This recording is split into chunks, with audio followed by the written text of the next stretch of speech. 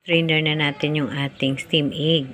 So, ilagay na natin siya sa ating molding cup. So, ilagay ko siya ng tamang-tama lang, mga 3/4. Iyon. And then, yung lasa na aking nilagay, depende sa pag-test ninyo. Basta importante, 1 teaspoon na mirin, 1 teaspoon na sake. And then, 350 na dasi. So, yung asin, sa inyo na ang pag-estimate. Ito siya ay tamang-tama lamang yung kanyang lasa.